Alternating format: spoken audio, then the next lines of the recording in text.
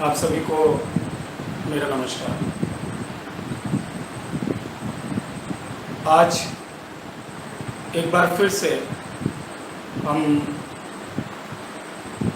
महातंत्र योग साधना की चर्चा करेंगे और साथ में ध्यान भी करेंगे। तो सबसे पहले मेरी गुजारिश है आप लोगों से, जो भी इस वक्त मुझे देख रहे हैं, जो साधक हैं या साधक नहीं भी हैं, आप थोड़ी देर के लिए मेरे साथ में ध्यान पर बैठ जाइए। उसके पश्चात हम साधना के विषय में बात करेंगे और साधना से जुड़ी जो भी अनुभूतियाँ होती हैं उसके विषय में बात करेंगे। तो साधना पे बैठने से पहले, भले ही आप महातंत्र योग साधना में दीक्षित हैं या नहीं हैं, आप चाहें तो थोड़ी देर के लिए मेरे साथ ध्यान कर सकते हैं। ध्यान में बैठने के लिए सबसे पहले गुरु को प्रणाम, अपने इष्ट देव या इष्ट देवी को प्रणाम और महाअवतार बाबा जी को प्रणाम।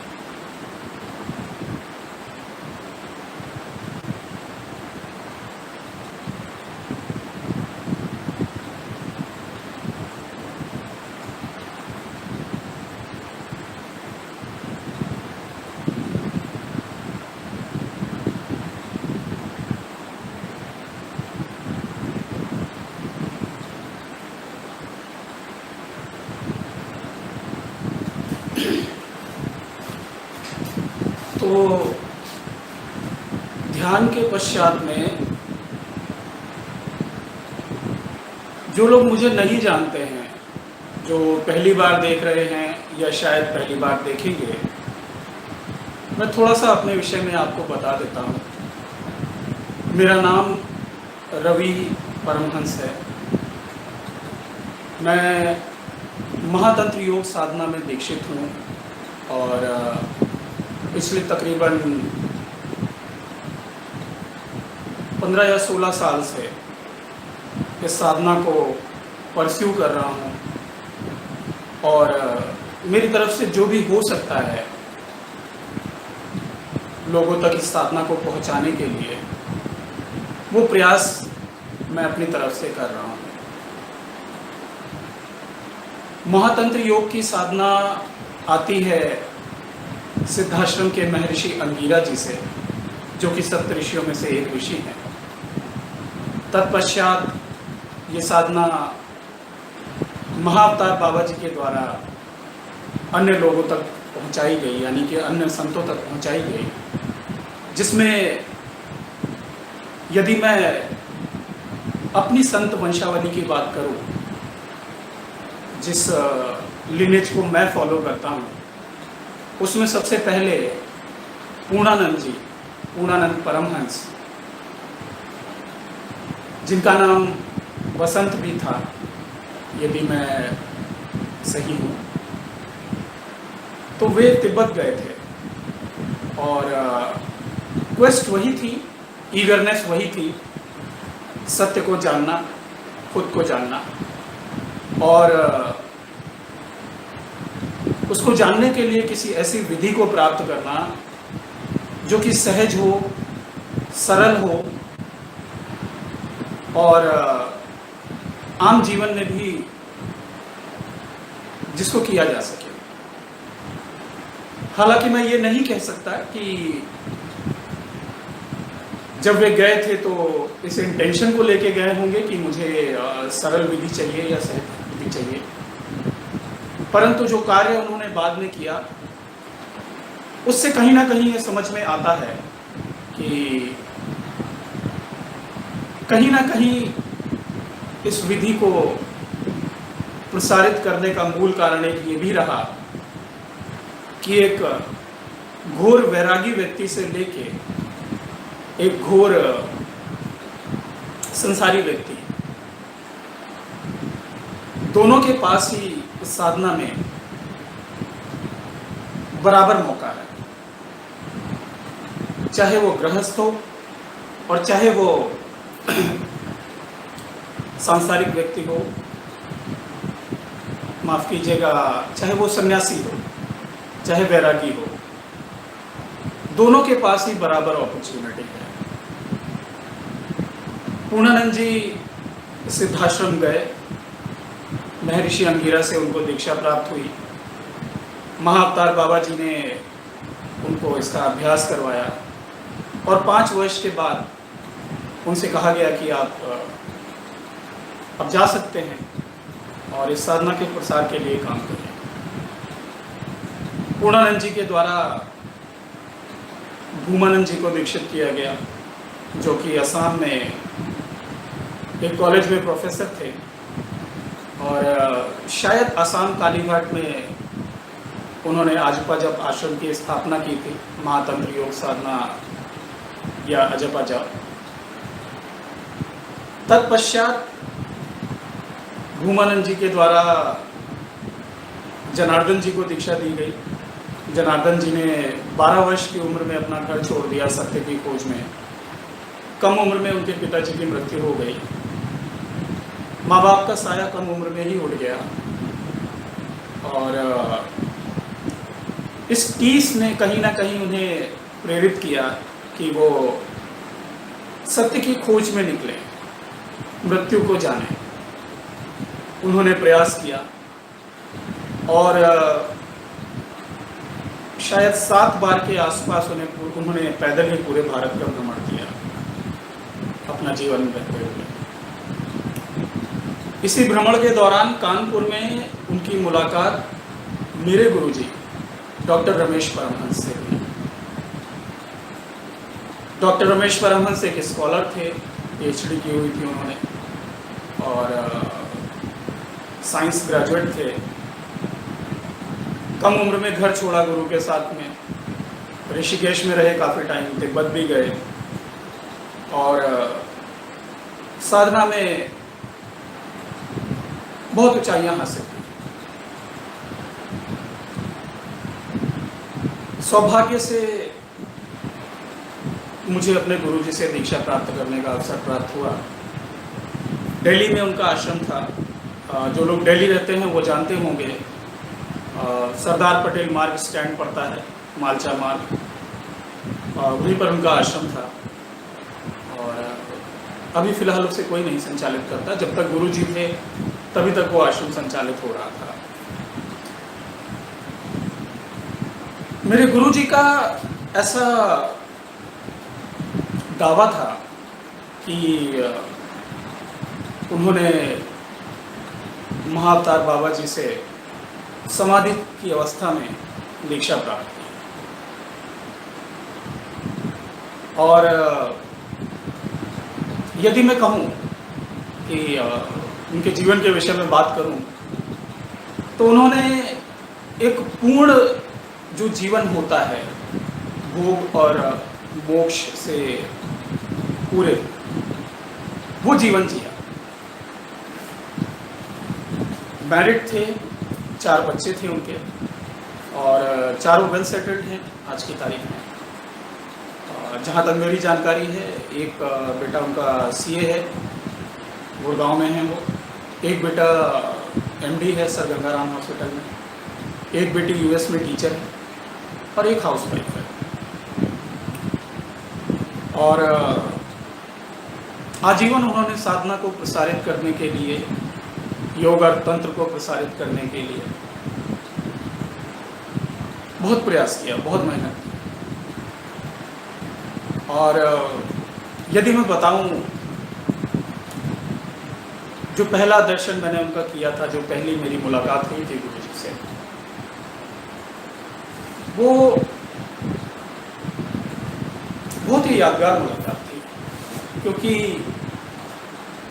एक तो रूप उनका ऐसा था, दिखने में बहुत ओजस्वी, गौरवर्ण, और गौरवर्ण भी ये इंडियन वाला गौरवर्ण नहीं, जैसे अंग्रेज दिखते हैं, बिल्कुल वैसे दिखते हैं वो। हाइट 6 फुट के आसपास हाइट थी, और ग्रीन आइज, कंधे तक लंबे बाल, वृद्धावस्था में भी बहुत आकर्षक लगते थे, बहुत ज़्यादा आकर्षक। मतलब मैं तो पहली बार जब मैंने उनसे मिला, पहली बार दर्शन किया, तो मैं तो मंत्रमुग्ध रह गया, देखता ही रह गया। पहली बार में ही ये तय हो गया कि आजीवन यही मेरे गुरु रहेंगे। दीक्षा तब नहीं मिली थी, और मिलती भी या नहीं मिलती इस बात की भी श्योरिटी नहीं थी, लेकिन दिल में प्रेम आ गया उनके लिए, अपनापन हो गया, उनसे पहली नज़र में ही प्रेम हो गया। कुछ और के लिए, किसी और के लिए कोई जगह ही नहीं बची आध्यात्म के मामले में। और जब हंसते थे तो बड़ी ही प्यारी मुस्कान थी, और बिल्कुल ऐसा लगता था कि कोई देव मुस्कुरा रहा। बहुत आकर्षक व्यक्ति थे। इंग्लिश में बिल्कुल फ्लुएंट, हिंदी भी उतनी ही फ्लुएंट, साथ ही इमेंस नॉलेज, पूरी लाइब्रेरी मेंटेन थी उनके पास में, और बहुत ज़बरदस्त नॉलेज थी। कानपुर से बिलोंग करते थे। अब मैं आपको आज जो है रैंडमली कुछ एक्सपीरियंसेस शेयर करूंगा, कुछ बातें शेयर करूंगा जो गुरुजी के बारे में मुझे पता है, या जो मेरे साथ घटित हुई इस साधना के माध्यम से।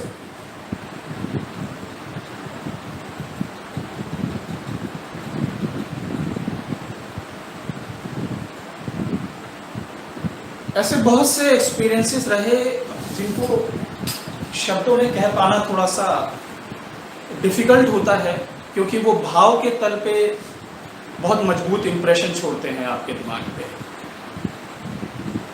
परंतु फिर भी अनुभव तो अनुभव ही होता है। और जहाँ एक और अनुभवों का महत्व है, वहीं दूसरी ओर अनुभवों से परे जाने का महत्व है।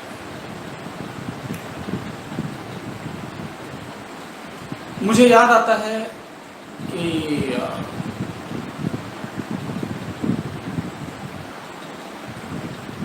मेरे दो गुरु भाई, उनका नाम है मनीष और सत्येंद्र,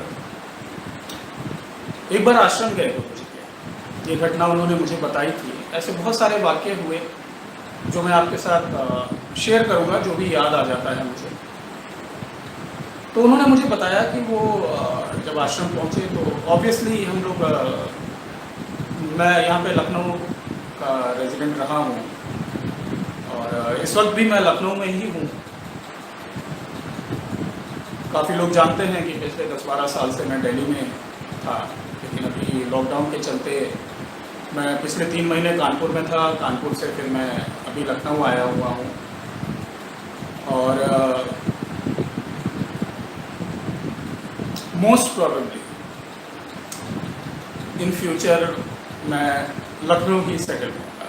अभी फ़िलहाल मैं अपने घर में हूँ और जहाँ भी हो सकेगा, जितना भी हो सकेगा, समय समय पर मैं आपको बताता रहूँगा इस साधना के विषय में, अपने अनुभवों के विषय में, या जो मेरे गुरु भाइयों से जानने को मिला मुझे। क्योंकि मैं बता चुका हूँ पहले भी कि गुरु जी से मेरी ज़्यादा मुलाकातें नहीं हो सकी।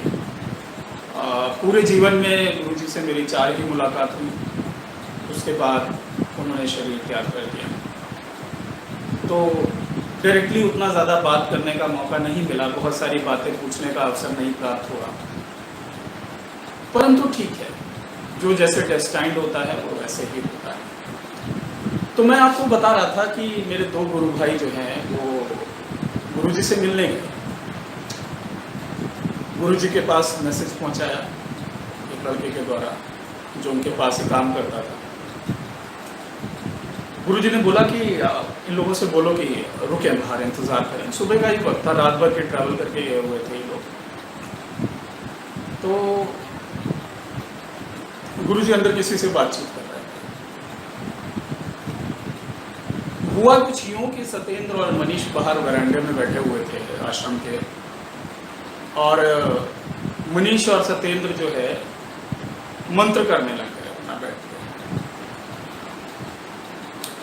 10 मिनट बाद ही एक लड़का आया अंदर से जो कि काम कर रहा था गुरु जी के पास में, और उसने बोला कि गुरु जी कह रहे हैं शोर मत मचाइए। तो सत्येंद्र मेरे ज़्यादा करीबी हैं, तो सत्येंद्र ने बोला कि मुझे लगा कि यहाँ तो कोई शोर नहीं है, फिर ये क्यों बोलने आया है कि शोर मत मचाइए। कहते मेरा थोड़ी देर में दिमाग काम किया कि शायद हम लोग मंत्र कर रहे हैं और इसकी वजह से गुरु जी को डिस्टर्बेंस हो रहा है। मनीष सत्येंद्र चुप हो गया। सत्येंद्र ने मंत्र करना बंद कर दिया, लेकिन मनीष करता रहा मंत्र। 10-15 मिनट के बाद में वो लड़का फिर से आया और उसने कहा कि आप लोग शोर क्यों मचा रहे हैं, गुरुजी मना कर रहे हैं। तब सत्येंद्र को यकीन हो गया कि कारण यही था जिसकी वजह से हमें बोला था कि शोर मत मचाइए। और उसके बाद सत्येंद्र बताता है कि हम लोग गए अंदर बैठे जाके, और गुरुजी बहुत ही प्यार से मिले, बहुत प्यार से मिलते थे, बहुत अच्छे से बोलते थे। अक्सर बोलते थे और बताइए कैसे हैं आप, क्या चल रहा है। एक अपना हर किसी का एक बोलने का तरीका होता है, एक डायलेक्ट होता है, एक एक्सेंट होता है जो उसकी पहचान बन जाती है। और कई लोगों का वो करने का अपना एक्सेंट होता है, अपना डायलेक्ट होता है, और वो कई लोगों का बहुत प्रभावशाली होता है। गुरुजी का बहुत प्रभावशाली, बहुत ही अपनापन, बहुत अपनापन। तो ये तो एक वाक्य हो गया। गुरुजी के बहुत करीबी शिष्य थे या हैं संजय, मेरे गुरु भाई, और मुझसे पहले दीक्षा ली उन्होंने गुरुजी से, आज भी गुरुजी का काम कर रहे हैं। जब दिल्ली में था तो मैं उनके साथ रहा भी हूँ 2 से 3 महीने, जब इनिशियली मैं दिल्ली रहने गया था। तो संजय ने एक बार बताया मुझे कि मई का टाइम था और संजय जो है बाहर वरांडे में बैठा हुआ था। गुरुजी ने आवाज़ लगाई, संजय भैया। संजय अंदर गए। जी गुरुजी। तो गुरुजी ने बोला, भैया बाहर मौसम कैसा है? तो संजय ने बताया मुझे कि वही मिड मई के आसपास का मामला था, और मिड मई में आप जानते हैं कि अब इंडिया में बहुत गर्मी पड़ती है, बहुत ज़्यादा गर्मी पड़ती है। तो गुरुजी ने कहा कि ठीक है, एक काम करते हैं, बारिश कराते हैं। संजय तब यंग थे, तो कहते कि वो बाहर आके मुझे हंसी आ गई, यार बारिश कैसे कराएंगे, बारिश कराते हैं। कहते मैं बैठा रहा बाहर वरांडे में, और 5-10 मिनट के अंदर मौसम बदलने लग गया और धूल भरी आंधी चलने लग गई। मुश्किल से 10-15 मिनट हुए होंगे टोटल मिला के, झमाझम बारिश हो। तो संजय ने बोला कि वो पहला मौका था जब मैंने ऐसा चमत्कार देखा, और उसके बाद बहुत सारी चीज़ें देखी। एक वाक्य है, देखिए मैं इसका दावा तो नहीं करता, लेकिन है बहुत इंटरेस्टिंग। आप लोगों को याद होगा कि दरअसल मैं आपको बता दूं कि मेरे गुरुजी, जैसा मैंने कहा कि भोग और मोक्ष दोनों चीज़ों में इन्वॉल्व थे। जहाँ वैरागी की बात आती है वहाँ कंप्लीट वैरागी थे, और जहाँ भोगी की बात आती है वहाँ कंप्लीट भोगी थे। पॉलिटिकली भी इन्वॉल्व थे, और मुझे नहीं पता क्या कारण, इसमें मेरा अपना कोई इंटरफेरेंस नहीं है। जो वाक्य जैसा है वैसा मैं आपको बता रहा हूँ। सोनिया गांधी जी से वो थोड़ा सा चिढ़ते थे, ज़्यादा चिढ़ते थे, मैं ये भी नहीं कह सकता। क्या कारण थे वो, उनके व्यक्तिगत कारण थे, पॉलिटिकल कारण थे, मैं नहीं जानता। ये वाक्य मुझे संजय ने बताया, मैं शेयर कर रहा हूँ आपके साथ। तो आपको याद होगा कि ऐसी स्थिति बनी थी कि जब सोनिया गांधी जी प्राइम मिनिस्टर बनने वाली थी, और एक सेशन हुआ था शायद पार्लियामेंट में, जहाँ पे सभी लीडर्स ने उनसे बोला था कि आप प्लीज़ बनिए। और जो फिल्म एक्टर हैं गोविंदा, उनका भी आपको याद होगा, उन्होंने काफ़ी लंबी चौड़ी स्पीच दी थी कि आप हमारी माँ की तरह हैं। तो गुरुजी ने कहा कि संजय भैया एक काम करो। संजय तब तक दीक्षा ले चुके थे और साधना करने लगे, अच्छी साधना चल रही थी, उनको काफ़ी अच्छे एक्सपीरियंसेस वगैरह हो रहे थे, अच्छी प्रैक्टिस थी। तो गुरुजी ने उनसे बोला कि संजय भैया एक काम करो, ये सोनिया गांधी को प्रधानमंत्री नहीं बनने देंगे। तो बोले कि अच्छा गुरुजी, मुझे क्या करना है उसमें? इंडिया टुडे की एक मैगजीन रखी हुई थी उसमें, जिसमें सोनिया जी का फोटो आ रखा था फ्रंट पेज। तो आप में से जो लोग मुझसे मिल के दीक्षा ले चुके हैं, आप जानते होंगे कि मैं ऐसे ये फोरहेड पे आपके थर्ड आई पर थंब रखता हूँ, और उसके बाद जो दीक्षा देने का तरीका होता है उस तरीके से उन्होंने हाथ रखा उस फोटो के मत्थे पे, और गुरुजी ध्यान में चले गए थोड़ी देर के लिए। उसके पश्चात उन्होंने संजय से बोला, भैया तुमको भी मंत्र करना है और इसको प्रधानमंत्री नहीं बनने देना।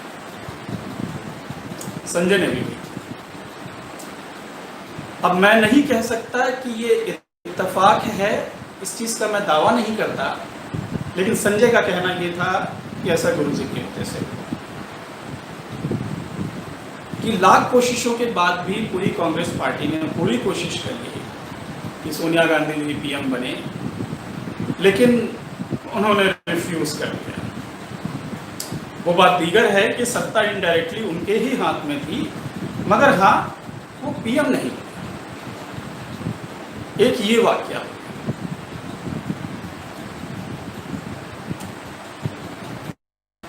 एक वाक्या मैं अपना बताता हूँ। ये मैं शेयर भी कर चुका हूँ काफ़ी लोगों के साथ में। एक बार क्या हुआ कि मैं जब यहाँ लखनऊ में ही रहता था तो मैं अपने फ्रेंड के यहाँ गया, विवेक नाम है उनका, तो उनके यहाँ गाय पली हुई। गाय का बछड़ा छोटा ही था, शायद 10-15 दिन का, रिसेंटली बर्थ किया था उसने। तो कुछ यूं हुआ कि वो पास में ही रेजिंग के लिए गई हुई थी और वो बच्चा बिछड़ गया किसी तरीके से, या शायद थोड़ा बड़ा, एग्जैक्टली मुझे याद नहीं है, शायद महीने भर के आसपास का हो। तो गाय जो है काफ़ी परेशान थी, चिल्ला रही थी। मैं उसी वक्त विवेक के यहाँ गया और पहुंचा ही था तो विवेक की मदर ने मुझसे कहा, वो लोग जानते थे कि मैं मेडिटेशन करता हूँ, मुझसे कहा कि भैया ये गाय का बछड़ा पता नहीं कहाँ चला गया है और चिल्ला रही है, कुछ बताओ अपनी साधना की शक्ति से। तो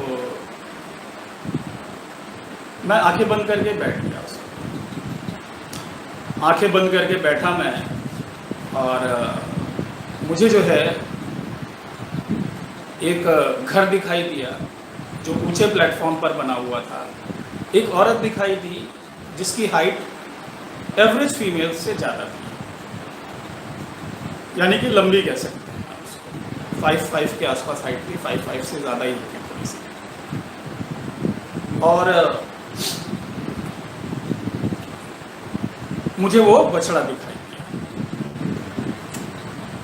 तो मैंने उसकी मदर से कहा कि आंटी बछड़ा जो है आपको आधे 1 घंटे में मिल जाएगा। एक लंबी सी औरत के पास में है जिसका घर ऊंचाई पे बना हुआ है और मकानों के अपेक्षा।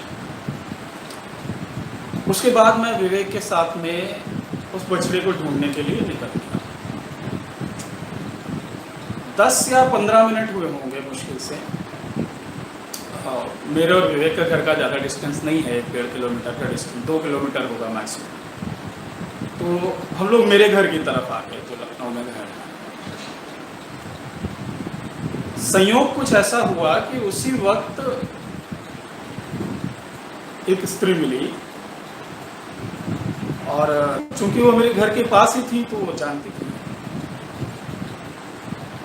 तो हम लोग जिस तरह से ढूंढ रहे थे, पूछ रहे थे, तो वो थोड़ा सा शायद आइडिया लग गया। उसने पूछा भैया क्या ढूंढ, तो बताया कि गाय का बछड़ा है। तो उन्होंने बताया कि हाँ ये बछड़ा जो है ये मेरे पास आ गया। अब वो कैसे पहुंचा, क्या हुआ, इतना बहुत ज़्यादा इंसिडेंट की क्लैरिटी नहीं है मुझे, और ना ही उसको इंक्वायर किया, बस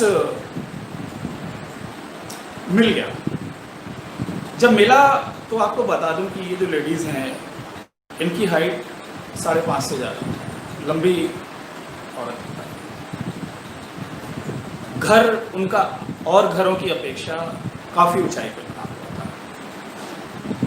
और तीसरा ये बछड़ा मिल गया।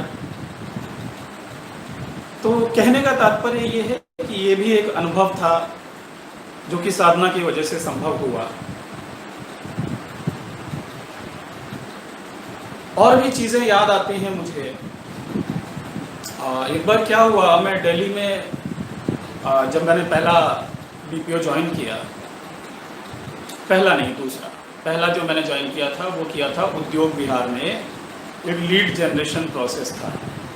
यहाँ पे मैंने 3 महीने के लिए काम किया इसके बाद में एक बीपीओ है, जो लोग बीपीओ सेक्टर में काम करते हैं वो जानते होंगे, ईएक्सएल सर्विसेज के नाम से। ये गुड़गांव में था, वर्टेक्स बिल्डिंग में। मेरे साथ ऑब्वियसली हम लोग कॉलिंग प्रोफाइल पे थे, तो मैं बैठा रहता था सिस्टम पे। जब कॉल्स नहीं आती हैं तो बातचीत भी होती है आपस में।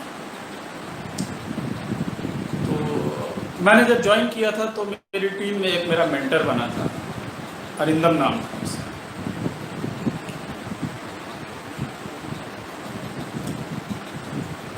तो बातचीत होने लगी धीरे धीरे, ऑब्वियसली थोड़ी क्लोजनेस भी बढ़ जाती है, बातचीत ज़्यादा होने लग जाती है।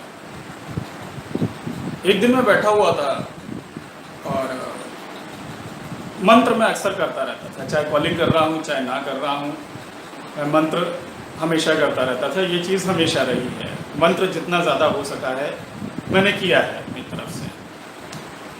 तो मैं मंत्र कर रहा था, बैठे बैठे अचानक ही आंखें बंद हो गई और मुझे कुछ विजन्स दिखने लग गए। तो मैंने उस लड़के को देखा, सबसे पहले जो अरिंदम था,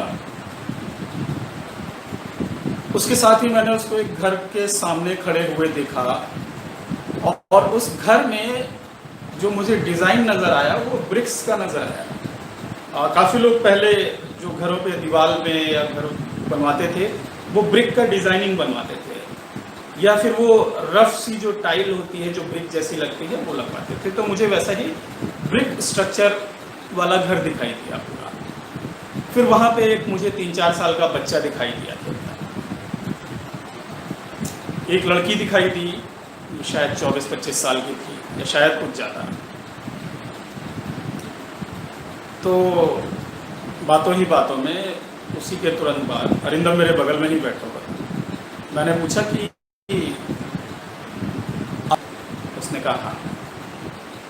एक बच्चा आता है आपके यहाँ घर में है या फिर आता है 3-4 साल का?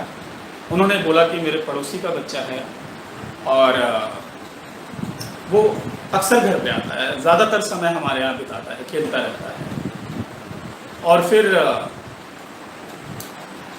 जिस लेडी को मैंने देखा वो अरिंदम की सिस्टर बहन, तो उसने बताया कि हाँ मेरी सिस्टर जो है लगभग इसी है। एक ये वाक्य था। उसके अलावा बहुत सारे साधक मुझसे मिलने आते रहते हैं, बहुत सारे लोग मिलने आते रहते हैं। दिल्ली में जब तक रहा हूँ तो अमूमन लोग आते ही रहते हैं। उस ड्यूरेशन में भी काफ़ी एक्सपीरियंसेस हो जाते हैं या होते रहते हैं। एक वाक्य मैं बताता हूँ आपको, लास्ट ईयर का है, शायद लास्ट ईयर में के आसपास का। एक साधक हैं, वो अपने किसी संबंधी को लाए थे मुझसे मिलने के लिए। संबंधी कह लें, मित्र कह लें, वो उनको अपना बड़ा भाई मानते हैं। और ये जिनको लाए थे वो मेरे गुरु जी के गुरु भाई के शिष्य हैं। उन्हें शायद मेरे विषय में पता चला होगा किसी तरीके से, या YouTube के माध्यम से, या जो साधक हैं चूँकि उनके क्लोज थे तो शायद उन्होंने बताया होगा। तो एक होता है क्यूरियोसिटी होती है कि चलो देखते हैं कौन है, मिल लेते हैं। शायद वो उसी पर्पज़ से आए थे। और उस दिन 7-8 लोग मेरे रूम में ऑलरेडी बैठे हुए थे। संडे का दिन था, गर्मी थी काफ़ी, मई का टाइम था। वो आके बैठे, उन्होंने अपना इंट्रोडक्शन दिया मुझे और बताया अपने विषय में। ये भी बताया कि वो आश्रम पूर्णानंद जी के भी आश्रम जा चुके हैं और मेरे गुरु जी को भी जानते थे। 25 साल पहले उनकी दीक्षा हो चुकी थी, मतलब उन्होंने स्वयं के विषय में बताया। बातचीत होती रही और बातचीत के दौरान ही मैं ध्यान में चला गया। ध्यान में जाने के पश्चात मुझे कुछ विजन्स दिखाई दिए। साथ ही जब मैंने आंखें खोली तो कमरे के कॉर्नर पे मुझे अपने दादा गुरु यानी कि पूर्णानंद जी, जो सबसे पहले सिद्धाश्रम गए थे हमारे विलेज में, उनका बहुत ही पावरफुल विजन आया पूरे ग्लो के साथ सामने। पूरा मैंने उनको रूम में देखा पूरे प्रकाश के साथ, और इतनी ऊर्जा हो गई उस वक्त कमरे में, इतनी ऊर्जा हो गई कि सारे लोग निढाल से हो गए। मैं भी शांत होकर पड़ गया। मेरे सहयोगी हैं वरुण, मेरे शिष्य भी हैं, वो भी थे उस वक्त, और भी लोग थे। सभी शांत होकर बैठ गए। कुछ देर के लिए बिल्कुल सन्नाटा पसर गया। फिर मुझे आम का एक वृक्ष मतलब आम का एक बाग दिखाई दिया, एक आश्रम दिखाई दिया। फिर जो सज्जन आए थे मिलने के लिए, पहले तो मैंने उनसे पूछा कि यहाँ पर दादा गुरु आए थे, आपको पता लगा क्या? उन्होंने कहा हाँ मुझे पता लगा। क्योंकि स्थान की ऊर्जा ही परिवर्तित हो गई, स्थान की ऊर्जा ही परिवर्तित हो गई। और काफी देर हम लोग बैठे रहे। फिर मैंने उनसे पूछा कि मुझे उन्होंने एक आश्रम दिखाया है और कुछ आम के वृक्ष दिखाए। तो उन्होंने बताया मुझे कि मैं गया हूं पूर्णानंद जी के आश्रम में और वहां पर आम के वृक्ष लगे। अच्छी मुलाकात थी वो, और काफी अच्छा एक्सपीरियंस रहा। बहुत आनंद आया, बहुत मस्त।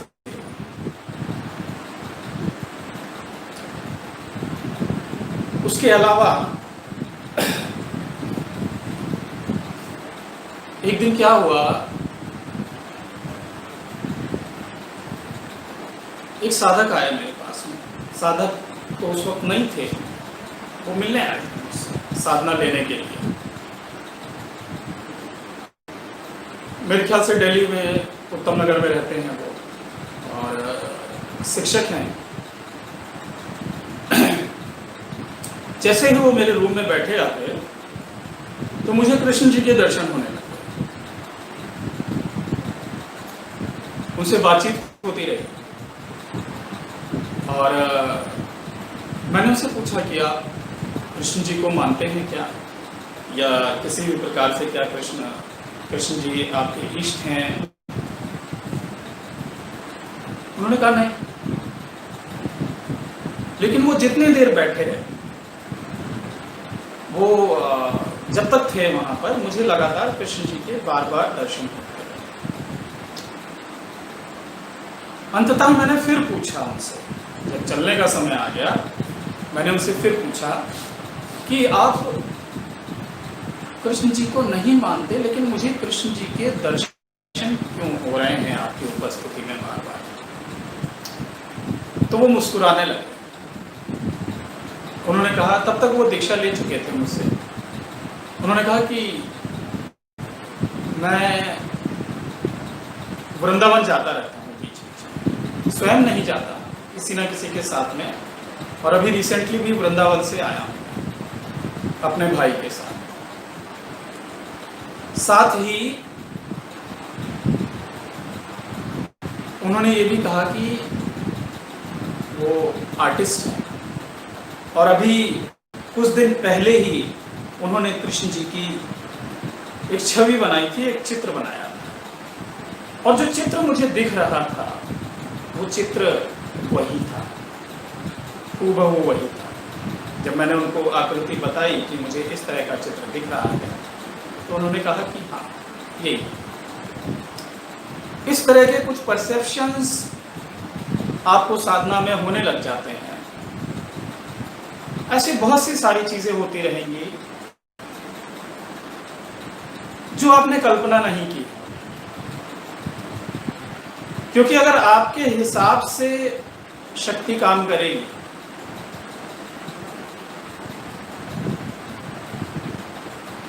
तो फिर सारा नियंत्रण आपका ही हो गया। शक्ति काम करती है आपके हिसाब से, मगर इनिशियली जब राइज हो रही होती है, तो वो अपने अनुसार परिवर्तन करती है।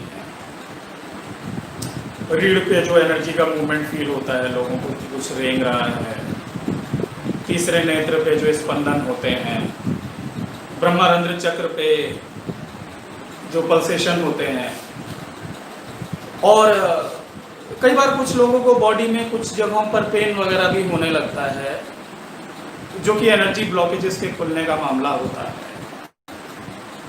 जैसे जैसे आप तैयार होते जाएंगे वैसे वैसे एनर्जी खुद ब खुद मूव करती जाएगी, और यूं कहूं कि एनर्जी आपको तैयार करती जाएगी। महातंत्र योग या तंत्र योग की साधना जो है किसी को एक्सक्लूड नहीं करती है कि ये पर्सन डिजर्विंग है, ये नॉन डिजर्विंग है। काफी लोगों का ये प्रश्न होता है कि मैं डिजर्विंग हूं कि नहीं हूं। डिजर्विंग नॉन डिजर्विंग की बात ही नहीं है। आपको डिजर्विंग बनाना है, साधना ही तो बनाएगी। जब साधना करेंगे तो स्वतः ही डिजर्विंग हो जाएंगे। तंत्र एक्सक्लूड नहीं करता है, तंत्र योग एक्सक्लूड नहीं करता है। बाहें फैला के दोनों हाथों से सभी को स्वीकार करता है, सबको गले लगाता है। अच्छे हो, बुरे हो, पापी हो, पुण्यात्मा हो, ईश्वरीय सत्ता के मार्ग पे जाना चाहते हैं, आत्म चेतना की खोज के मार्ग पे जाना चाहते हैं, तंत्र बाहें फैला के आपको आमंत्रित करता है, निमंत्रित करता है, स्वीकार करता है और प्रोत्साहित करता है। तंत्र कहता है मैकेनिज्म सबको एक जैसा ही मिला है। बॉडी का, एनर्जी का मैकेनिज्म शायद थोड़ा बहुत वेरिएशन हो, मगर बीइंग अ ह्यूमन बीइंग हमारा मैकेनिज्म एक जैसा ही है। तंत्र कहता है हम इन एनर्जीज का लाभ लेंगे, हम इनका फायदा उठाएंगे। फायदा कैसे उठा सकते हैं? जो सबसे बेसिक फोर्स ऑफ लाइफ है, because of which we are surviving, because of which we are alive, जो मूल संरचना है, जो मूल कारण है हमारे जीवित रहने का, हमारी श्वास, ब्रीदिंग। तंत्र कहता है मैं इस श्वास पे कार्य करूंगा और इसके माध्यम से अपनी मंजिल तक पहुंचूंगा।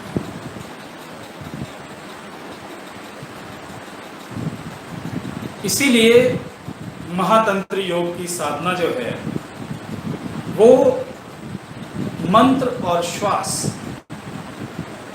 दोनों पर काम करती है। और कितनी पावरफुली काम करती है अब शायद मुझे ये बताने की आवश्यकता नहीं रहेगी। आप में से जितने भी लोग मुझसे जुड़े हुए हैं और जिनको ठीक समय हो चुका है जुड़े हुए, ज्यादातर लोग इसकी शक्ति से परिचित हैं।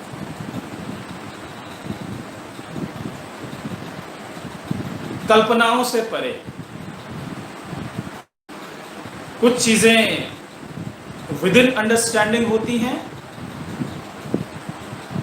मगर ज्यादातर बियॉन्ड अंडरस्टैंडिंग होने लग जाती है। और शक्ति, सामर्थ्य, वैराग्य,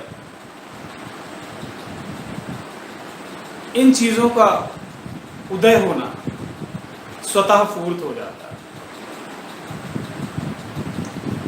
आपको क्या करना होता है? सिर्फ और सिर्फ प्रयास, intention.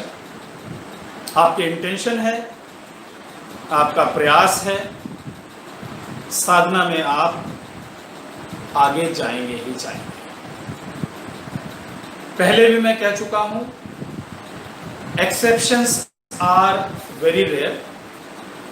There might be few exceptions, कुछ एक्सेप्शंस हो सकते हैं, but they are very rare, कि व्यक्ति को सब कुछ करने के बाद भी सफलता मिले ही ना। मगर ज्यादातर स्थितियों में सफलता मिलती ही नहीं, और वो सिम्टम्स मौजूद होते हैं, वो अनुभव मौजूद होते हैं जो आपको सोचने पे विवश कर देते हैं कि जो चीज़ मैं कर रहा हूँ, जिसका अभ्यास कर रहा हूँ, वो सामर्थ्यवान है कि नहीं, समर्थशील है कि नहीं।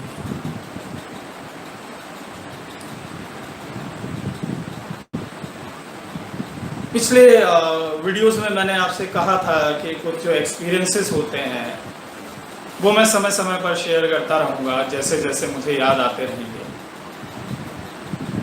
क्योंकि जब भी मैं सेशन करता हूँ तो प्री मेडिटेटेड होकर नहीं करता। आप लोग शायद काफ़ी लोग मुझे संकीर्ण भी समझते होंगे कि जब दिल कर गया तब कर दिया, नहीं किया तो हो सकता है 15 दिन महीने भर भी ना करूँ, और दिल कर गया तो हो सकता है रात में 3 बजे उठ के मैसेज कर दिया कि मैं सुबह सेशन करने जा रहा हूँ। इसलिए कुछ भी प्री मेडिटेटेड नहीं होता है। मैं आपके साथ बैठता हूँ, आपके समक्ष बैठता हूँ, और ईश्वर की मर्जी से जो भी आना होता है वो अपने आप निकलता जाता है। कुछ तैयारी के साथ नहीं बैठना पड़ता कि ये बोलूँगा वो बोलूँगा। जो आपके लिए बना है, जिसके लिए बना है, वो उस तक पहुँच जाएगा। किसी को अच्छा लगेगा, किसी को बुरा लगेगा, कोई बात नहीं। सबको अधिकार है मुझसे सहमत और असहमत होने का। मुझे कोयले की खदान में हीरे ढूंढने, हीरे मिलने में दिक्कत तो होती है, लेकिन मिलते जरूर हैं, जरूर मिलते।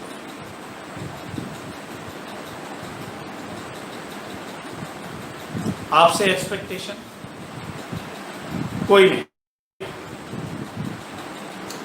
सिर्फ इतनी कि जो साधना मैं आपको दूं, महातंत्र योग के साथ दिल लगा के कर लें, और कुछ नहीं। कर लेंगे तो खाली हाथ नहीं लौटेंगे, इतना मैं निश्चित तौर पे कह सकता हूं। आप में से बहुत से लोगों के जीवन में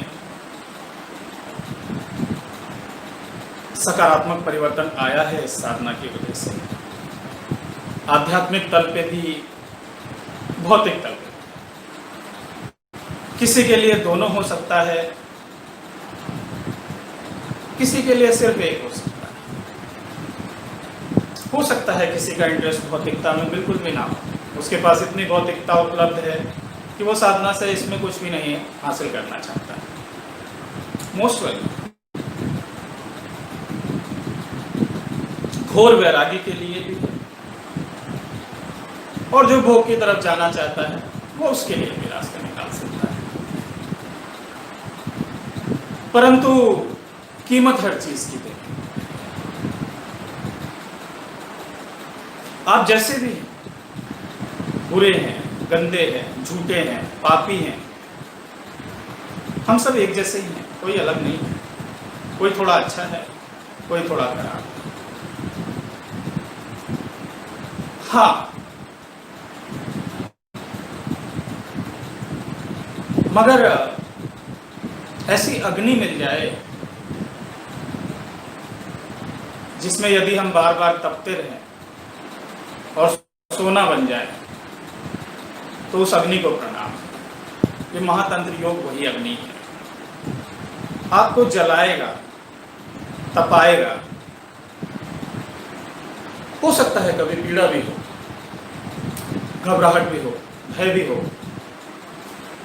मगर उसके एवज में जो आपको प्राप्त होगा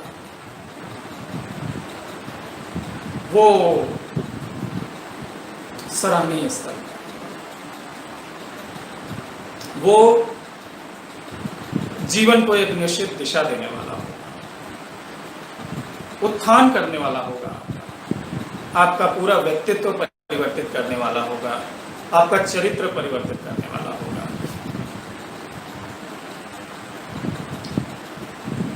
गुरु ने ना पकड़ी होती बाह, सखीरे में तो बह गई होती।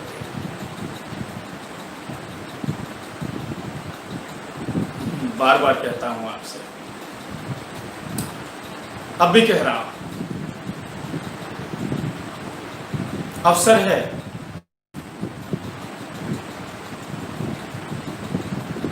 जीवन को यूं ही मत जाने दीजिए। देखिए जीवन कैसे क्षणों में परिवर्तित हो सकता है। हालांकि जीवन अपने आप में एक क्लास है जहां पे आपको अलग अलग तरह की शिक्षाएं मिलती हैं, मगर आप देखिए ना कि कितना क्षणिक रूप से चीजें परिवर्तित हो सकती हैं। अभी चंद महीने पहले तक सब कुछ नॉर्मल चल रहा था पूरी दुनिया में, और एक वायरस ने कैसे चीजें बदल, सब कुछ परिवर्तित हो गया। अप्रोच बदल गई, हमारे मिलने जुलने के ढंग बदल गए, खाने पीने के ढंग बदल गए। कहने का तात्पर्य यह है कि जीवन इतनी तेजी से चेंज हो सकता है कि हम कल्पना भी नहीं कर सकते। इस परिवर्तनशील जीवन में यदि मौका मिलता है साधना मार्ग में आगे बढ़ के, आत्मचेतना पर काम करके, खुद की तरफ मुड़ने का, खुद को जानने का, तो वो मौका छोड़ना नहीं चाहिए। उस मौके का लाभ जरूर। मैं नहीं कहता मेरे पास ही आए, हाँ मेरे पास एक ऑप्शन है, अच्छा नहीं बहुत अच्छा ऑप्शन है महातंत्र योग की साधना का, क्योंकि ये आपसे बहुत ज्यादा डिमांड नहीं करता। ब्रह्मचर्य का पालन करना है, ये खाना है, ये पीना है, ये करना है, वो करना है, कुछ नहीं करना है। और दूसरी चीज, कहीं भी कभी भी किसी भी अवस्था में कर सकते हैं। ज्यादा कुछ डिमांड नहीं है आपसे। आप अपना जीवन सुचारू रूप से जैसे चल रहा है उसी स्थिति में छोड़ सकते हैं, वो चलता रहेगा, आप काम करते रहेंगे अपनी जरूरतों के हिसाब से, कोई परिवर्तन करने की आवश्यकता नहीं है। मगर यदि आप इस साधना को अपने जीवन में जोड़ लेते हैं तो ब्रह्म विद्या का जो रूप आपको देखने को मिलेगा वो आपने देखा नहीं होगा, ये मैं निश्चित तौर पे कह सकता हूं। या देखा भी होगा तो झलक मिलेगी। मैं ये नहीं कहता कि ये एक मात्र साधना है जो आपको आगे बढ़ा सकती है, मगर ये पावरफुल साधना है, सिंपल साधना है, और आध्यात्मिक ऊंचाइयों के उच्चतम स्तर से आती है महाअवतार बाबा जी, जो मेरे ख्याल से आज की तारीख में आध्यात्मिक लोगों की एक आइडियल है। इसलिए इस साधना को आप कैसे रोक कर सकते हैं? टेस्टिंग करने में कोई बुराई नहीं। और अभी मुझे एक स्क्रीन पे मैसेज दिखा, कोई मेरे व्यक्तिगत जीवन के विषय में थोड़ा सा, यानी कि परिवार के बारे में जानना चाहते हैं, सिबलिंग्स के बारे में, और छोटा सा इंट्रोडक्शन मैं दे देता हूँ।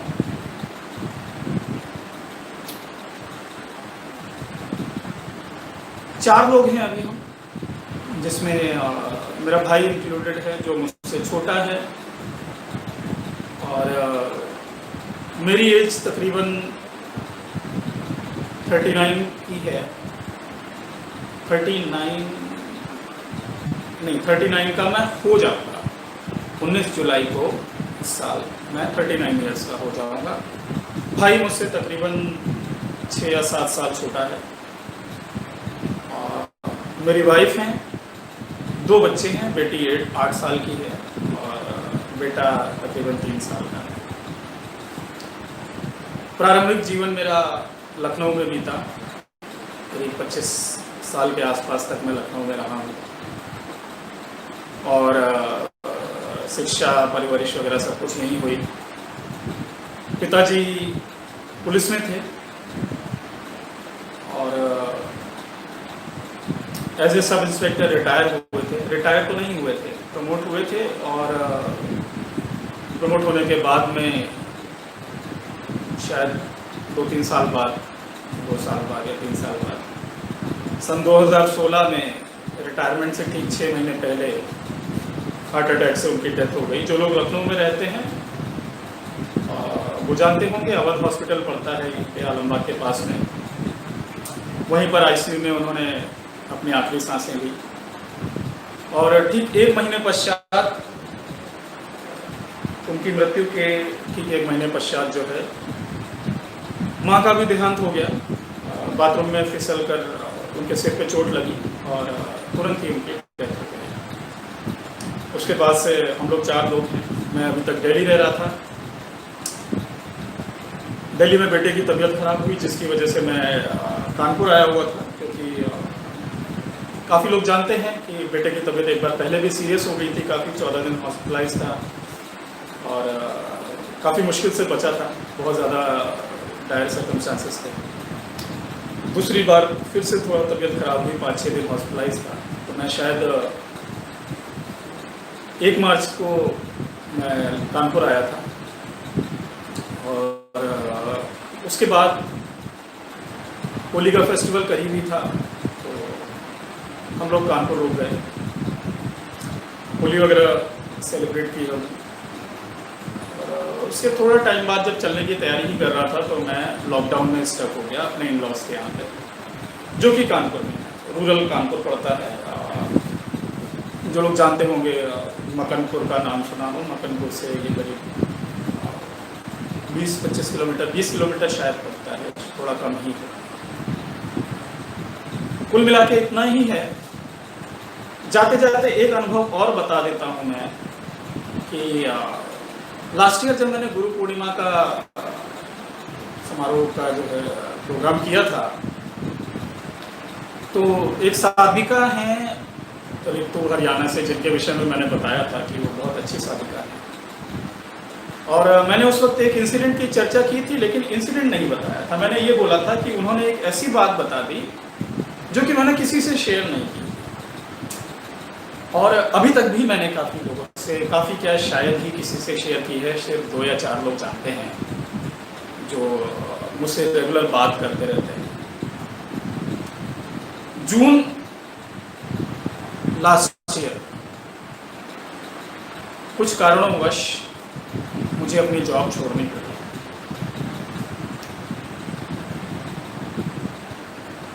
ये बात मैंने किसी को नहीं बताई, और जो ऋतु हैं बहुत अच्छी साधना करते हैं। जॉब छोड़े मुझे 2 या 3 दिन हुए थे, और उनका फ़ोन आता है मेरे पास में। उन्होंने मुझसे बोला कि गुरुजी मैंने आज एक सपना देखा। मैंने कहा क्या सपना देखा? उन्होंने बोला कि मैंने देखा कि आप मेरे घर आए हैं और आप मुझसे बोल रहे हैं कि ऋतु मैंने जॉब छोड़ दी। मुझे हंसी आ गई, और मैंने उनसे कहा कि आप लोगों से कुछ छुपा के भी नहीं रखा जा सकता। ऋतु ने उस वक्त तक बहुत ज़्यादा साधना नहीं की थी, शायद 3-4 महीने या 3 महीने हुए थे। उस दौरान कुछ अच्छे एक्सपीरियंसेस हो चुके थे उनको, मगर जो गुरु के प्रति प्रेम होता है जो समर्पण होता है, जो श्रद्धा होती है, वो बिना प्रयास के ही आपके बहुत सारे आयाम खोल देता है, बहुत सारे डायमेंशंस खोल देता है। तो मैं लगभग पिछले 1 वर्ष से जॉब में नहीं हूँ और अपनी सेविंग्स पे ही सरवाइव कर रहा हूँ। अपनी तरफ से कोशिश करता हूँ कि काम के अलावा जो भी समय मिल जाता है वो समय आप लोगों को दे सकूँ। कई बार व्यस्तता अधिक होती है तो मैं थोड़ा सा लाचार हो जाता हूँ और जैसा कि मैंने शुरुआत में भी बताया कि मैं शायद मोस्ट प्रोबेबली अब लखनऊ में ही सेटल होऊंगा। यहाँ पर हमारा घर है, 4 ही लोग हैं हम। दिल्ली में सिचुएशंस वैसे भी गड़बड़ हैं और जब जॉब नहीं कर रहा हूँ तो दिल्ली में रुकने का कोई लॉजिक नहीं बनता, इसलिए दिल्ली शायद अब ऑन एंड ऑफ ही जाना होगा और मोस्ट प्रॉब्ली मैं लखनऊ में ही सेटल हो जाऊँगा।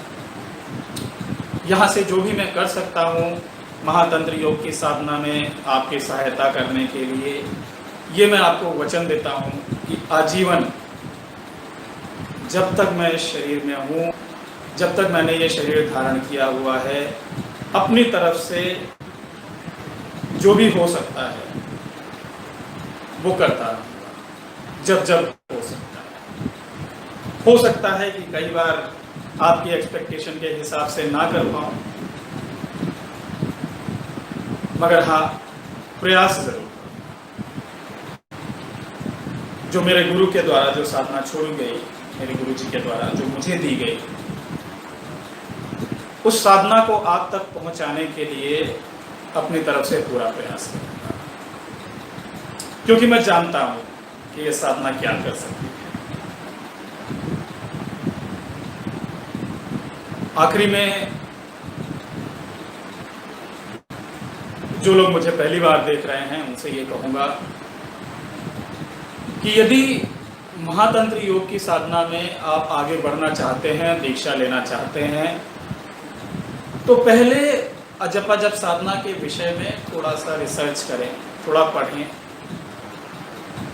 और आप चाहें तो हमारे चैनल आयाम इंडिया पर भी इससे जुड़े हुए वीडियोस देख सकते हैं, इस साधना के बारे में सुन सकते हैं। उसके बाद में आप हमें व्हाट्सएप के माध्यम से संपर्क कर सकते हैं। आपको 24 घंटे के अंदर रिप्लाई दे दिया जाएगा। आपको वरुण से संपर्क करना होगा 9873361918। ये उनका नंबर है। कॉल ना करें, सिर्फ व्हाट्सएप मैसेज करें या मैसेज करें, वो आपको जल्दी से जल्दी रिप्लाई दे देंगे। वर्किंग प्रोफेशनल हैं, उनके लिए कॉल उठाना पॉसिबल नहीं होगा। हाँ, व्हाट्सएप पर आपको जितनी शीघ्र हो सकेगा विदिन 24 आवर्स वो आपको रिप्लाई कर देंगे। आज के लिए इतना ही। मैं कोशिश करूंगा कि अब नियमित तौर पे संडे के संडे आपसे बातचीत हो सके और जैसा भी होगा मैं आपको इन्फॉर्म कर दूंगा और जहां तक संभव हो सकेगा हर संडे को हम एक सेशन करेंगे। आप सभी का बहुत बहुत धन्यवाद। महाशक्ति आपकी रक्षा करें, आपके जीवन में शुभता हो, यही मेरी ईश्वर से प्रार्थना।